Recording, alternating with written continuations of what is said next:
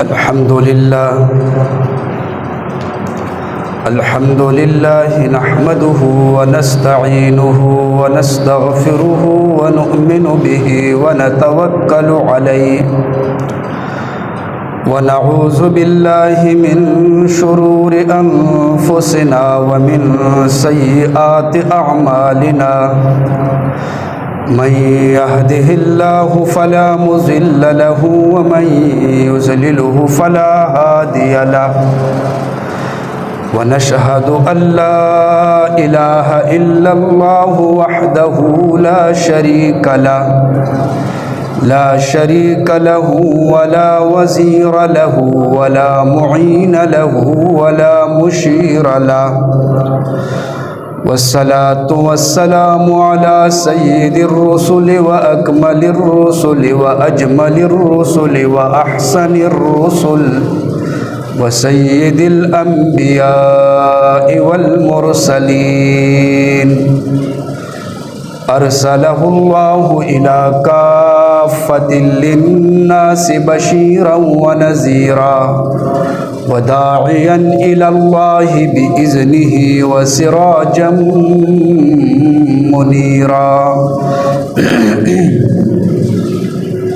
वक़द क़ालल्लाहु तबारक व तआला फ़िल क़ुरआनिल मजीद या अय्युहल्लज़ीना आमनु दुख़ुलू फ़िस्सिल्मि काफ़्फ़ा वला तत्तबिउ ख़ुतवातिश शैतान इन्नहु लकुम अदुव्वुम मुबीन सदक़ल्लाहुल अलीयुल अज़ीम। दरूद पाक पढ़िए। अल्लाहुम्मा सल्ली अला वसल्लम।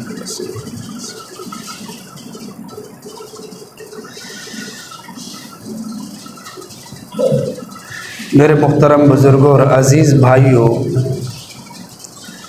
जैसे कि अल्लाह की ज़ात रब्बुल आलमीन है, तमाम कायनात का रब अल्लाह है, इसी तरह मोहम्मद मुस्तफ़ा सल्लल्लाहु अलैहि वसल्लम रहमतुल लिल आलमीन है, तमाम कायनात के लिए रहमत है। और इसी तरह काबा हुदल लिल आलमीन है, पूरी कायनात के लिए हिदायत है। और इसी तरह कुरान ज़िक्रा लिल आलमीन है, पूरी कायनात के लिए नसीहत है। जब एक आदमी अल्लाह के हुक्मों पे अमल करता है, पैगम्बर अलैहिस्सलातु वस्सलाम की सुन्नतों पर अमल करता है, यही इस्लाम है और यही दीन है। तो मैंने जो आपके सामने आयत तिलावत की है, अल्लाह की तरफ से पैगाम है इस आयत में, या अय्युहल्लज़ीना आमनू, ईमान वालो, इस्लाम में दाखिल हो जाओ, कामिल और मुकम्मल, आमनुदखुलू फ़िस्सिल्मि काफ़्फ़ा, पूरे दाखिल हो जाओ इस्लाम में। चूँकि वैसे भी तो हमने कलमा पढ़ा है, सब ने, जो भी कलमा पढ़ता है उसको इस्लाम की दौलत मिल जाती है। लेकिन एक कलमे के अल्फाज है जो हमारी ज़ुबानों पे जारी है, ला इलाहा इल्लल्लाह, एक कलमे की हकीकत है। और जब वो बंदा इस्लाम के दायरे में पूरा दाखिल होता है, उसको कलमे की हकीकत मिलती है। वैसे तो अगर आप जिससे भी पूछें, वो आपको कहेगा कि मैं इस्लाम में पूरा दाखिल हो चुका हूँ। लेकिन हर बंदा अपनी गिरेबान में झांक कर अपना नतीजा निकाल सकता है, अंदाज़ा लगा सकता है कि वो पूरा इस्लाम में दाखिल है या नहीं। अगर हमारा दिमाग इस्लाम के मुताबिक, हमारा जिस्म वज़ाक़ता इस्लाम के मुताबिक, हमारी सोच इस्लाम वाली, हमारी सिमाअत इस्लाम वाली, हमारी गुफ्तार इस्लाम वाली, और इसी तरह हमारा अमल इस्लाम वाला, तो इसका मतलब हम पूरे के पूरे इस्लाम में हैं। लेकिन अगर ऐसा नहीं है तो फिर हम पूरे के पूरे इस्लाम में दाखिल नहीं हुए। अगर हमारा खाना पीना हराम है, ज़ुबान से हम झूठ बोलते हैं, कानों से हम गीबत सुनते हैं, हमारे आज़ा इस्लाम के ख़िलाफ़ इस्तेमाल हो रहे हैं, इसका मतलब पूरे के पूरे हम इस्लाम में दाखिल नहीं। अल्लाह ताला फरमाते या अय्युहल्लज़ीना आमनु दुखुलू फिस्सिल्मि काफ़ा, पूरे के पूरे इस्लाम में दाखिल हो जाओ। वला तत्तबिउ खुतुवात शैतान, और फरमाया शैतान के नक्श कदम पे मत चलो, क्योंकि शैतान की तो पूरी कोशिश है ना लोगों को गुमराह करने की। शैतान ने तो मुख्तलिफ़ मंसूबों से, मुख्तलिफ़ इशारों से लोगों को गुमराह करना है, लेकिन अल्लाह फरमाते वला तत्तबिउ खुतुवात शैतान, जो पूरा पूरा इस्लाम में दाखिल हो चुका है वो कभी भी शैतान के इशारे के मुताबिक नहीं चलेगा, बल्कि वो ये देखेगा कि रहमान का हुक्म क्या है और मेरे नबी का तरीक़ा क्या है। सहाबा इकराम रिज़वानुल्लाहि अलैहिम मजमईन 100% इस्लाम में दाखिल हुए, 100% उनके दिलों के अंदर नबी सल्लल्लाहु अलैहि वसल्लम की मोहब्बत थी, उनके दिलों के अंदर खुदा का खौफ था। यही वजह थी बहुत सारे लोग जो इस्लाम को तो पसंद नहीं करते थे, लेकिन सहाबा के अखलाक को देखकर वो इस्लाम के अंदर दाखिल हुए। चूँकि मुसलमान की जो ज़िम्मेदारी है ना किसी को समझाना, वो सिर्फ तकरीर और बयान नहीं है, वो अमली ज़िंदगी भी है। मुसलमान को चाहिए कि वो शरीयत के मुताबिक ऐसा बन जाए कि उसकी गुफ्तार, उसका उठना, उसका बैठना, उसकी तिजारत, ये सब कुछ दावत हो। इसको देखकर लोग इस्लाम में दाखिल हो। एक बुज़ुर्ग कहीं बैठे हुए थे फुटबॉल के स्टेडियम में, लोग आपस में खेल रहे थे ना फुटबॉल, तो एक आदमी ने उससे सवाल किया कि हज़रत ये जो फुटबॉल है इसका कसूर क्या है, इसका गुनाह क्या है कि हर एक हर तरफ से इसको मार रहा है। बुज़ुर्ग ने अजीब जवाब दे दिया। बुज़ुर्ग ने फरमाया कि इसका कसूर ये है कि ये अंदर से खाली है, ये अंदर से खाली है, ऊपर से तो लगता है बहुत खूबसूरत, लेकिन अगर अंदर से ये भरा हुआ होता ना, इसको कोई भी नहीं मार सकता था। यही मिसाल आज हमारी है। जब कभी अखबार उठाओ, फ़लस्तीन में इतने शहीद हो गए, कश्मीर में इतने शहीद हो गए, फ़लाँ मुल्क के अंदर इतने शहीद हो गए, फ़लाँ इलाके के अंदर इतने शहीद हो गए, इसलिए कि आज ऊपर से तो है, रौनक है, और ज़ुबान से हम कलमा पढ़ते हैं, लेकिन वो हकीकत नहीं है हमारे पास। जब दिलों के अंदर वो हकीकत पैदा हो जाएगी, गैर मुस्लिम की जुर्रत ही नहीं हो सकती कि वो किसी मुसलमान पर हाथ उठाए। लेकिन आज दुनिया पर हमारी मेहनत हो रही है, मादियत पर हमारी मेहनत हो रही है। जैसे कि गैर मुस्लिम का यकीन असबाब पर है, इसी तरह तकरीबन मुसलमान का यकीन भी असबाब पर है। अगर मुसलमान का यकीन अल्लाह की ज़ात पर बन जाए तो अल्लाह की मदद भी शामिल हाल होगी। और ये तो फितनों का दौर है, इसमें तो अपना ईमान बचाना बहुत मुश्किल है। गैर मुस्लिम यहूदी ईसाई वो इस कोशिश में है कि मुसलमान को हर तरफ से बेबस किया जाए, मजबूर किया जाए। मईशत के मैदान के अंदर भी इसको मजबूर किया जाए, बेबस किया जाए, इसको रुलाया जाए, और टेक्नोलॉजी के मैदान के अंदर भी इसको रुलाया जाए। और इसी तरह जो ईमान इसके पास एक दौलत है, वो दौलत भी इससे ज़ाइल हो जाए, ईमान से भी ये महरूम हो जाए। वो तो मेहनत में लगे हुए हैं, मुख्तलिफ़ शक्लें हैं, सोशल मीडिया पर उनकी मेहनत हो रही है, बाज़ लोगों को ख़रीद रहे हैं, उनसे काम ले रहे हैं, वो शक्लें बदल बदल कर सामने आ रहे हैं। वो मुसलमान से ईमान को अलग करने के लिए, मुसलमान को ईमान से महरूम करने के लिए बेतहाशा पैसा बहा रहे हैं कि किसी तरह मुसलमान ईमान से महरूम हो जाए। मेरे दोस्तों, यकीनन हम ये कह सकते हैं कि सियासत के मैदान में, मईशत के मैदान में, और सियासत और मईशत इन मैदानों के अंदर तो तकरीबन हम बेबस हो चुके हैं उनके हाथों से। वो हमें पसपा कर चुके हैं, मुसलमानों का खून चूस रहे हैं। आपको मुल्की हालात का पता है सबको। इस इतबार से तो वो हम पर मुसल्लत हो चुके हैं। वो कहते हैं कि मुसलमानों का जो अपने अल्लाह के साथ ताल्लुक़ है, अपने नबी के साथ ताल्लुक़ है, उस ताल्लुक़ में कोई कमी नहीं आ रही। आपके सामने ही है। बाकी तो मुस्लिम ममालिक की हालत आपके सामने ही है, लेकिन हमारी ज़ुबानों पे अल्लाह और उसके नबी का नाम तो है। और फिर बहुत सारे अल्लाह वाले हैं जिनकी ज़िंदगी नबी सल्लल्लाहु अलैहि वसल्लम की सुन्नतों के मुताबिक बसर हो रही है। मेरे दोस्तों, अगर कुफ्र के पास सारी दुनिया की दौलतें आ जाए और सारी दुनिया की आसाइशें आ जाए, लेकिन अल्लाह ने जो हमें ईमान की दौलत दी है, अल्लाह ने जो हमें हिदायत की दौलत दी है, इस कायनात में अल्लाह ने ऐसी कोई चीज़ पैदा ही नहीं फरमाई जो ईमान का मुकाबला कर सके, जो हिदायत का मुकाबला कर सके। और इसका पता चलेगा क़यामत के दिन, और सबकी ज़ुबान पर नफ्सी नफ्सी नफ्सी नफ्सी का आलम होगा। और जब मुसलमान जन्नत में जाएंगे और कुफ़ार के बारे में फ़ैसला होगा, अटल फ़ैसला, कि ये हमेशा जहन्नम में रहेंगे, और जिसने भी कलमा पढ़ा उसको जहन्नम से निकाल कर जन्नत में डाल दिया जाएगा। तब कुफ़ार अपने हाथों को अपने मुंह में देकर काटेंगे, काश हम एक दफ़ा कलमा तो पढ़ लेते, एक दफ़ा ज़ुबानी तौर पर कलमा तो पढ़ लेते। इसकी बड़ी कीमत है। ईमान की कदर करनी चाहिए। जो हिदायत की दौलत है, इसकी कदर करनी चाहिए। ये बहुत बड़ी दौलत है।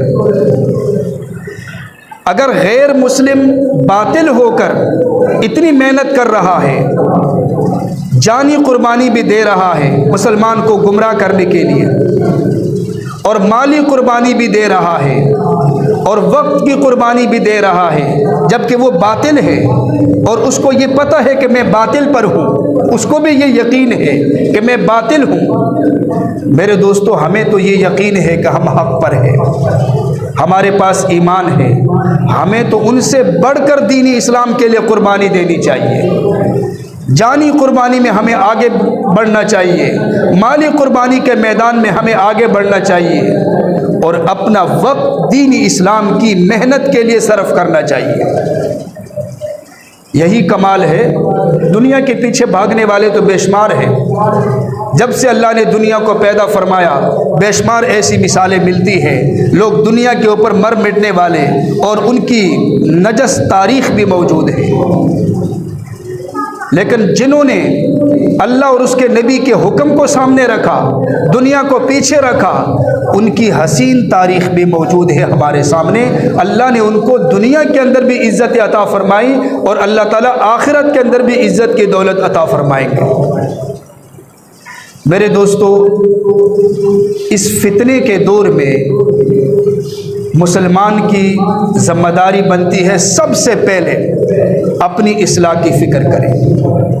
दूसरे नंबर पर लोगों की इस्लाह की फ़िक्र करें। तीसरे नंबर पर जो लोगों की इस्लाह के लिए अपने घरों से निकले हैं, जो दीन की मेहनत के लिए अपने घरों से निकले हैं, या जिन इदारों के अंदर दीन की मेहनत हो रही है, बच्चे वहाँ पढ़ रहे हैं, जहाँ भी दीनी इदारे हैं, एक बंदा अगर ख़ुद कुर्बानी नहीं दे सकता तो कम अज़ कम उन इदारों के लिए और जो लोग निकले हैं उनके लिए सहारा बन जाए, उनकी नुसरत करे, उनकी तायीद करे।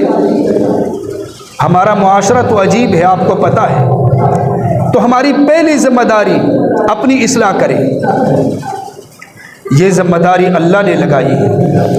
अल्लाह ने हमें इस दुनिया के अंदर भेजा है, और मकसद क्या है कि दीन के मुताबिक हम अपनी ज़िंदगी बसर करेंगे।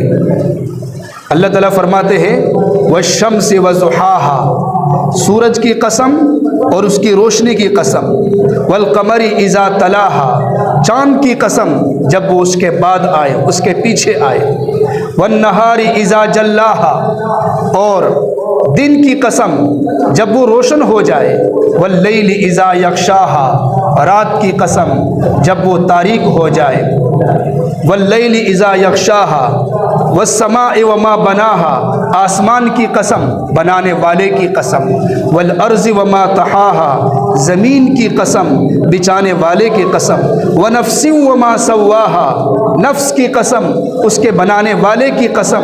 अल्लाह ताला ने यहाँ 11 कस्में उठाई है, 11 कस्में।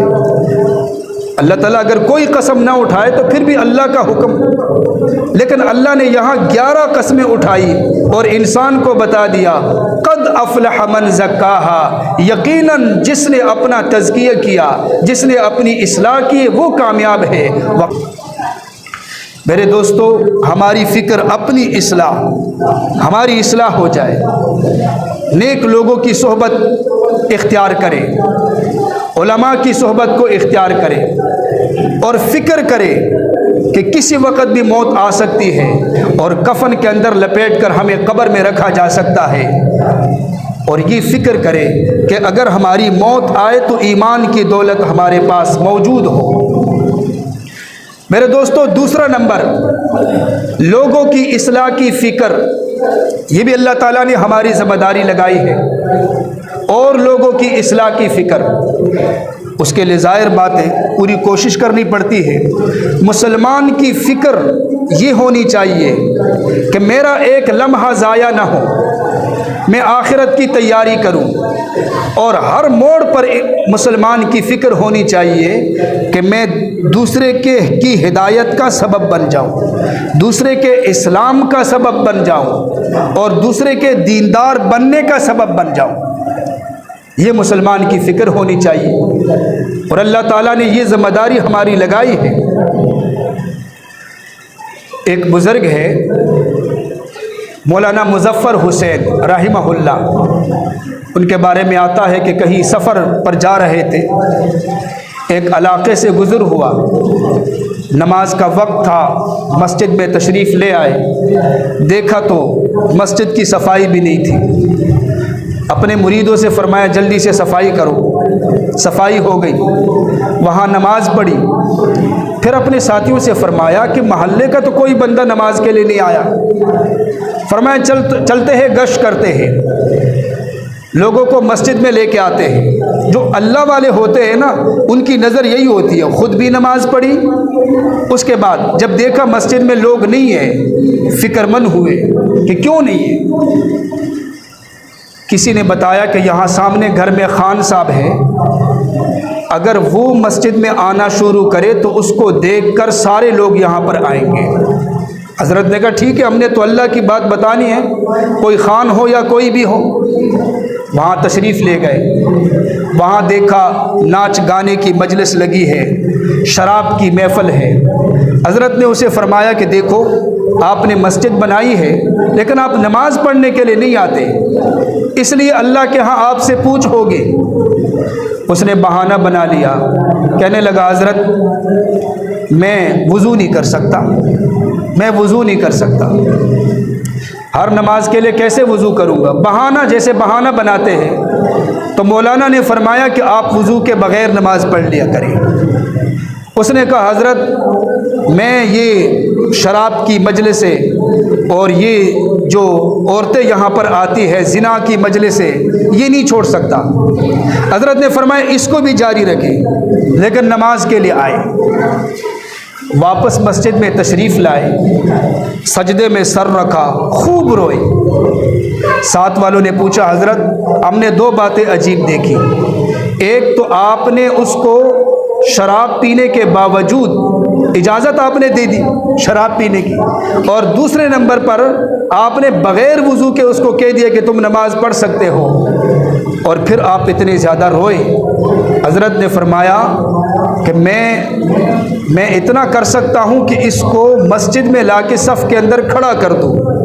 दिल बदलने वाली ज़ात अल्लाह की ज़ात है। फिर मैं खूब अल्लाह के सामने रोया और मैंने कहा अल्लाह मैंने उसको सफ़ के अंदर खड़ा कर दिया, अब उसके दिल बदलने वाली ज़ात आपकी ज़ात है, आप इनके दिल को बदल दें। किताबों में लिखा है वो बादशाह ने, वो जो खान साहब थे, उन्होंने गुस्ल किया, ज़ोर की नमाज़ पढ़ी, इरादा था कि असर की नमाज बग़ैर वज़ू के पढ़ूँगा, इजाज़त तो मिली थी ना। फिर बाग की तरफ तशरीफ़ ले गए, उसी वज़ू के साथ असर की नमाज भी पढ़ी। अगली नमाज का वक्त हुआ तो अल्लाह ताला ने उनके बातिन को बदल दिया था, अंदर से बदल गए, ईमान की रोशनी आ गई। वापस घर में आए तो तकरीबन उनकी शादी के 7 साल हो गए थे, 7 साल, लेकिन अपनी बीवी को देखा नहीं था, इसलिए कि बाहर की औरतें उसके कमरे में होती थी, अपनी बीवी को नहीं देखा था। जैसे तशरीफ़ लाए तो सीधे घर चले गए। घर वाले परेशान हो गए कि ये तो घर में आता ही नहीं है। अपनी बीवी पर नज़र पड़ी, अल्लाह ने बीवी की मोहब्बत दिल के अंदर बिठा दी और साथ वाले कमरे पे आए। वहाँ से फरमाया कि शराब के बर्तन निकालो यहाँ से, और जितनी वहाँ पर वो नाचने वाली औरतें थी उन्हें फरमाया यहाँ से निकलो, और जितने दोस्त थे वहाँ पर सबको निकाल दिया, कमरा खाली कर दिया, उसको इबादत खाना बना दिया, वहाँ इबादत शुरू कर दी। किताबों में लिखा है कि यही खान जिसकी ज़िंदगी शराब में गुजर रही थी, ज़िना में गुजर रही थी, अल्लाह ने इसको ऐसा बदला कि 25 साल तक उसकी तहज्जुद की नमाज क़ज़ा नहीं हुई। मेरे दोस्तों, आज ये फ़िक्र हमारी भी बन जाए, ये गम हमारे दिलों के अंदर भी पैदा हो जाए, हम दूसरों की इस्लाह करने वाले बन जाए। तनकीद नहीं, नफ़रत नहीं। हमारे माशरे के अंदर नफ़रत बहुत ज़्यादा है, हम लोगों से नफ़रत करते हैं। अगर एक बंदा गुनाहगार है, शराबी है, चरसी है, तो आप उसके जुर्म से तो नफ़रत कर सकते हैं, लेकिन उस इंसान से नफ़रत नहीं कर सकते। डॉक्टर अगर किसी मरीज़ से नफ़रत करे तो मरीज़ का इलाज कैसे करेगा? नबी सल्लल्लाहु अलैहि वसल्लम के रास्ते में कांटे बिछाए गए, आपके सहाबा को शहीद किया गया, आपको मक्के से निकाला गया, लेकिन यही लोग जब फ़तह मक्का के मौके पर आपके सामने आए, मक्का फ़तह हुआ और 10,000 नंगी तलवारें सहाबा के हाथों में थी। सहाबा उस वक्त बदला ले सकते थे। एक नारा भी सहाबा ने लगाया, अल यौम यौमुल मलहमा, आज बदले का दिन है। इन्होंने हमें मक्के से निकाला था, आज हम सबक सिखाएंगे इनको। इन्होंने हमारे साथियों को शहीद किया था, आज हम सबक सिखाएंगे इनको। इन्होंने हज़रत बिलाल हबशी को तपती रेत पर लेटाया था, आज बदला लेंगे। हज़रत ज़नीरा की आंखें निकाली थी, आज बदला लेंगे। खुबैब बिन अदी को तड़पा तड़पा कर एक एक उज़ू उनका काटा था, आज बदला लेंगे। जब अल्लाह के नबी को पता चला तो आपने फ़ौरन फरमाया, अल यौम यौमुल मरहमा, आज बदले का दिन नहीं, आज माफ़ी का दिन है, आज रहम का दिन है, आज तरस खाने का दिन है। फरमाया जाओ, सारे आज़ाद हो, सबको मैंने माफ़ कर दिया। चंद लोगों के नाम थे, उनके बारे में फरमाया कि इनको कत्ल करना है। उनमें से एक अबू जहल का बेटा इकरमा, एक हिंदा का नाम, एक वहशी का नाम, जिसने हज़रत हमज़ा को शहीद किया था। लेकिन जब आपको बताया गया या रसूल अल्लाह, वहशी भी चाहता है कि मैं मुसलमान हो जाऊं, आपने फरमाया ठीक है आ जाए, लेकिन मेरे सामने ना आए, मुझे चच्चा याद आएगा। जब हिंदा के बारे में बताया गया, आपने फरमाया ठीक है। जब इकरमा के बारे में बताया गया, अबू जहल का बेटा, मुसलमानों के इतने बड़े दुश्मन का बेटा, आपने फरमाया अगर इस्लाम कबूल करता है तो उनके लिए रास्ते खुले हैं। जब इकरमा आया तो आप खड़े हो गए, आपने फरमाया मरहबा मरहबा, खुश आमदीद। आपने मुसलमानों से फरमाया इसके बाद अबू जहल का नाम न लेना, उसके बेटे को तकलीफ़ होगी अपने बाप के ज़िक्र की वजह से। मेरे दोस्तों, ऐसी मोहब्बत पैदा हो जाए ना, जो दावत देने वाला होता है वो अपने अखलाक से भी दावत देता है। नबी सल्लल्लाहु अलैहि वसल्लम ने जो मदीने को फ़तह किया वो अखलाक की तलवार से फ़तह किया, अखलाक की तलवार से। आज इसकी ज़रूरत है। मेरे दोस्तों, तीसरे नंबर पर जो हमारी ज़िम्मेदारी है वो ये है, जो लोग भी दीन की मेहनत करते हैं, दीनी इदारों की सूरत में, तबलीग की सूरत में, हमारी ये ज़िम्मेदारी है कि हम उनके साथ शाना बशाना खड़े हो जाए, उनकी नुसरत करें, उनके लिए सहारा बने।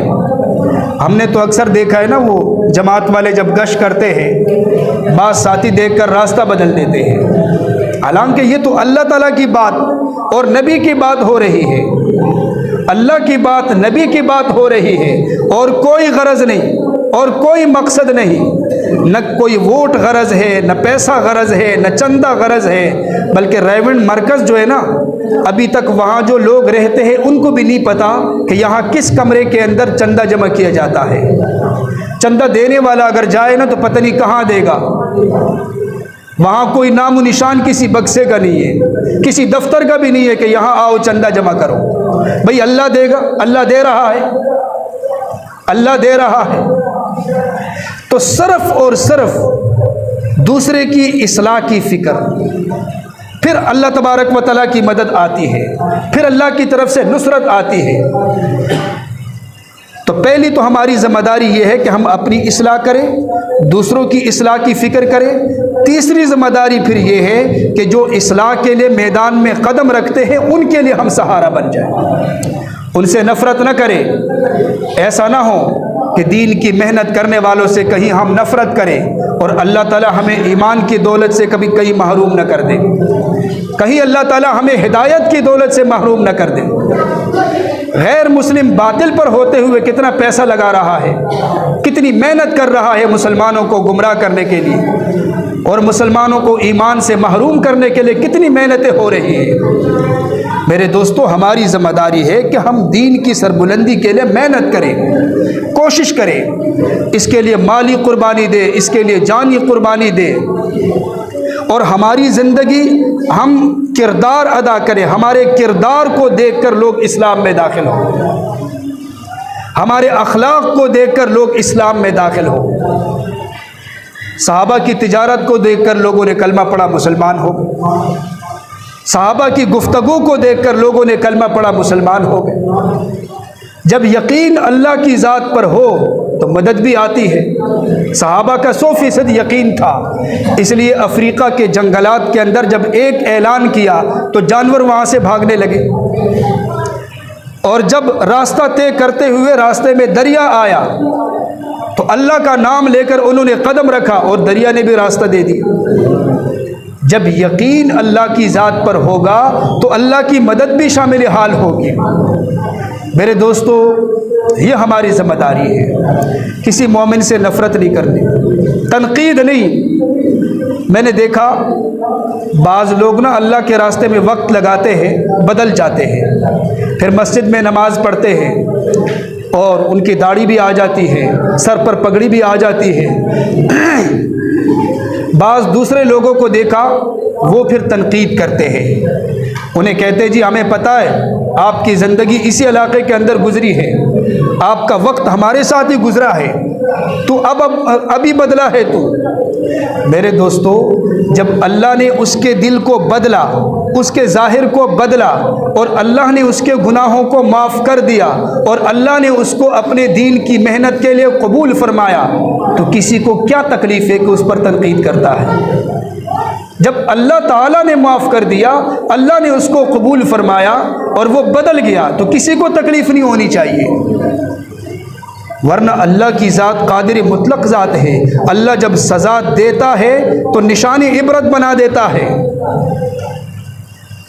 दूसरी बात यह है कि लोगों के ऐब पे कभी नज़र न रखो, लोगों की कमियों पर कभी भी नज़र न रखो, बल्कि जिसके अंदर जो खूबी है उस पे नज़र रखो।